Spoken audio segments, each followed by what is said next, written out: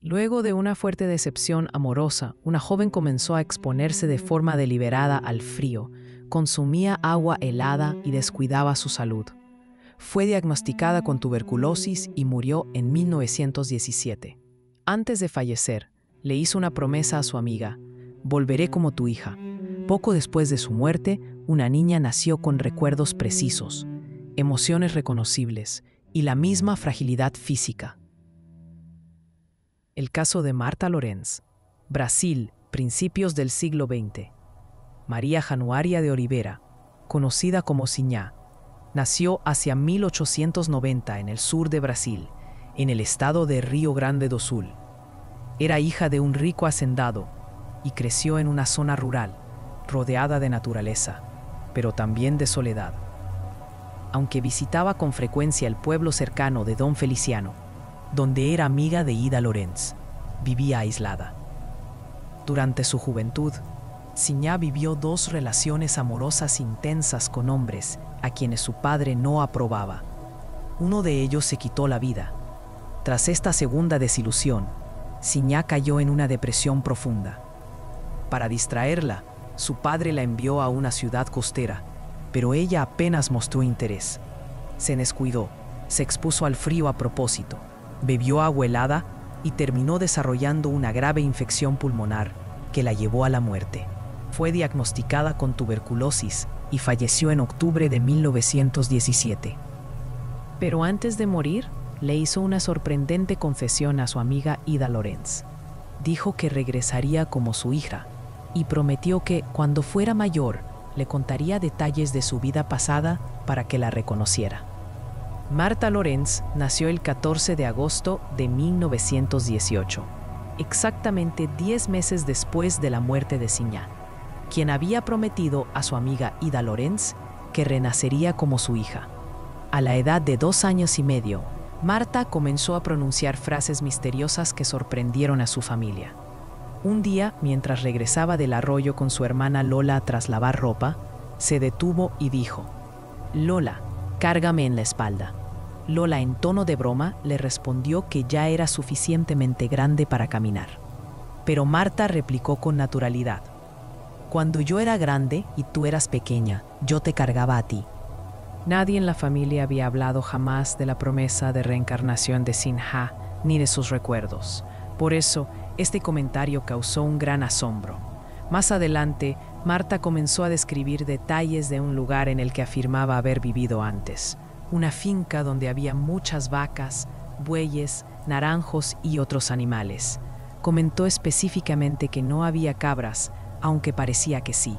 Esa descripción coincidía con la hacienda de los padres de Sinhá, que Marta nunca había visitado ni conocido. Su madre, luego de que supiera lo que había dicho de la otra finca donde había vivido, le dijo que ella nunca había estado allá, a lo que Marta respondió: «Eso era cuando tenía otros padres». La niña también hablaba de situaciones domésticas. Recordaba a un sirviente afrodescendiente que había vivido con ella en su vida anterior. En una conversación, una hermana mayor le preguntó en tono de burla: «¿También tenías una niña sirvienta como ahora?». Marta respondió con seriedad: «No, nuestro sirviente ya era grande y también era cocinero. Pero teníamos un niño negro pequeño que un día olvidó traer agua y mi padre le pegó». Su padre, sorprendido, le preguntó si había sido él quien había hecho eso. Marta lo corrigió: «No, papá, fue mi otro padre». La claridad con la que hablaba de esos eventos no vividos inquietó profundamente a su familia. Cuando le preguntaron directamente quién era Sinhá o Sinhá Sinhá, ella respondió sin vacilar: «Esa era yo, pero también tenía otro nombre, María, y otro más que no puedo recordar». Estas declaraciones espontáneas surgieron sin influencia externa. La familia Lorenz había decidido no decirle nada sobre la promesa de Sinhá de reencarnar, con el objetivo de observar si ocurrirían recuerdos auténticos y verificables. Y así fue. Después de que Marta comenzó a hablar de su vida pasada como Sinhá, Sus padres confirmaron que nunca le habían contado nada sobre la promesa de reencarnación que Sinha hizo antes de morir. Por tanto, sus recuerdos parecían surgir de forma espontánea. Con el tiempo, Marta llegó a expresar más de 120 recuerdos diferentes relacionados con la vida de Sinha. Algunos coincidían con lo que la familia ya sabía, pero otros incluían detalles que solo más tarde fueron verificados, lo que reforzó la autenticidad del caso. Su padre F.B. Lorenz documentó cuidadosamente estos recuerdos, aunque muchas de sus notas se perdieron tras su muerte. Afortunadamente, varios hermanos de Marta conservaron los relatos en la memoria y fueron entrevistados años después por el Dr. Ian Stevenson, quien pudo recuperar gran parte de la historia. Lo más significativo es que Marta hablaba como si ella misma fuera Sinha, no como si relatara la vida de otra persona. Aunque los recuerdos se hicieron menos frecuentes con el paso del tiempo, algunos persistieron hasta su adultez. Durante su infancia, Marta no solo pronunció frases sueltas, sus recuerdos de la vida como Sinha se desplegaron con fluidez y frecuencia, formando un cuadro coherente de eventos, personas y emociones. Aunque hablaba como una niña, usaba expresiones que no se correspondían con su entorno ni con su edad, y muchas veces sorprendía a quienes la escuchaban con descripciones de lugares o costumbres que no conocía por experiencia directa. Aunque el padre de Marta, F.B. Lorenz, había documentado con disciplina los recuerdos de su hija, muchos de esos apuntes estaban hechos en taquigrafía alemana, un sistema ilegible para el resto de la familia. Tras su muerte, varios de sus escritos fueron descartados por error. Sin embargo, sus hijos habían memorizado los relatos más impactantes, y gracias a eso, decenas de recuerdos pudieron reconstruirse fielmente. Uno de los elementos más destacados es que Marta hablaba en primera persona cuando se refería a Sinha. No decía cuando Sinha hacía esto, sino cuando yo hacía esto. Esta identificación no era meramente lingüística, sino emocional. Marta seguía experimentando vínculos afectivos hacia las personas que habían sido importantes para Sinha, como si esos lazos aún vivieran en ella. A medida que Marta crecía, sus recuerdos de la vida anterior se fueron desvaneciendo gradualmente. Para cuando llegó a la adolescencia, ya hablaba menos de Sinha, aunque en ciertos momentos, como durante oraciones, sueños o situaciones emocionales, decía seguir sintiendo que esa identidad formaba parte de ella. Uno de sus hermanos relató que el padre de Sinha, C.J. de Oliveira, nunca supo durante la infancia de Marta que se decía que ella era la reencarnación de Sinha. Solo a la edad de 12 años se lo contaron, pero nunca se lo mencionó a su esposa, posiblemente por discreción o temor a su reacción. Además, desarrolló hábitos y gustos notablemente similares a los que había tenido Sinha. Por ejemplo, le gustaban mucho los gatos, al igual que Sinha, que era conocida por su afecto hacia ellos. Le gustaba bailar, jugar con muñecas y vestir ropa bonita. Marta solía mirar los vestidos con atención especial y prefería los trajes finos. Rechazaba la costura, una actividad que también Sinha detestaba. Aunque sabía coser, lo evitaba siempre que podía. Un dato particularmente importante es que Marta tenía una salud respiratoria frágil, exactamente como Sinha en sus últimos años. Desde la infancia, sufría de infecciones en la garganta, bronquitis recurrente y pérdida temporal de la voz. Estas dolencias persistieron hasta la edad adulta. Según uno de sus hermanos, Marta empezaba a hablar con voz ronca, tan pronto llegaban las lluvias. La similitud con la enfermedad pulmonar que llevó a la muerte a Sinha era llamativa. También mostraba miedos irracionales que coincidían con los de Sinha. Miedo al agua, a la sangre y a la lluvia. Uno de sus hermanos, Baldomiro, relató que durante tormentas, Marta se mostraba visiblemente angustiada, incluso cuando ya era adulta. Pero lo más inquietante fue su vulnerabilidad emocional. Al igual que Sinha, Marta era melancólica, introspectiva y en ciertos momentos expresó deseos de morir.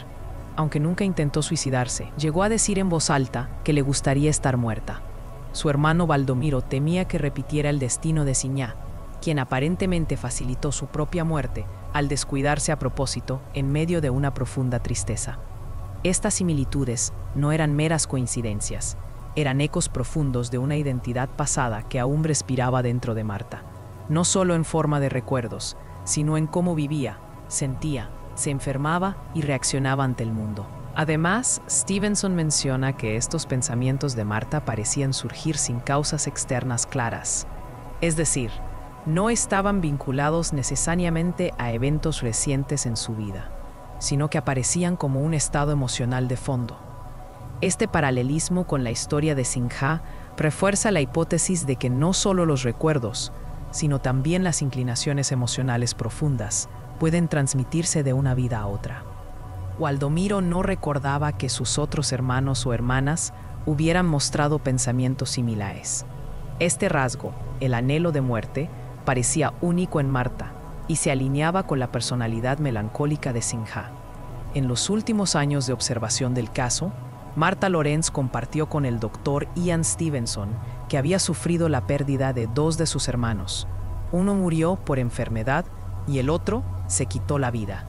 Estas muertes no solo la entristecieron profundamente, sino que despertaron en ella un dolor intenso que parecía entrelazarse con la melancolía arrastrada desde su vida anterior como Sinha. Marta confesó que esos eventos la marcaron emocionalmente más que cualquier otro en su vida actual. Stevenson observó que Marta había manifestado, incluso antes de estas tragedias, una tendencia al desaliento y al deseo de morir, que su familia encontraba preocupante. Pero después de la muerte de sus hermanos, su tristeza se intensificó, aunque ella nunca intentó quitarse la vida. Su hermano Waldomiro expresó su temor de que Marta repitiera el destino de Sinha, quien había muerto tras una conducta de descuido autodestructivo. Aunque Marta no actuó del mismo modo, su estado emocional reflejaba un dolor existencial persistente, difícil de explicar solo por los hechos presentes. Stevenson señala que este caso ofrece una continuidad emocional sorprendente entre 2 vidas. No solo los recuerdos, gustos y síntomas físicos se transmitieron, sino también ciertas vulnerabilidades psíquicas como la tristeza, la soledad y el sentimiento de abandono tras pérdidas afectivas profundas. En muchos casos documentados por el Dr. Ian Stevenson, niños pequeños recuerdan no solo una vida anterior, sino también el proceso que ocurrió entre una existencia y otra. Algunos describen haber observado a sus futuros padres desde el otro lado. Otros afirman haber pedido nacer en cierta familia, con un objetivo, con una intención. Estas historias sugieren que la reencarnación, en ocasiones, no es algo impuesto, sino una elección consciente, un regreso, no como castigo, sino como continuidad. Y dentro de esta perspectiva, surge una pregunta que ha sido evitada por siglos. ¿Qué ocurre cuando alguien se quita la vida? Las religiones han respondido con miedo, pero la investigación empírica de Ian Stevenson ofrece otra visión. En los casos en que el suicidio fue parte del final de una vida anterior, no encontró evidencia de castigo eterno ni de condena sobrenatural. Lo que sí encontró fue dolor emocional, remordimiento y, en algunos casos, desafíos físicos en la vida siguiente. Pero más allá de eso, encontró un patrón sorprendente.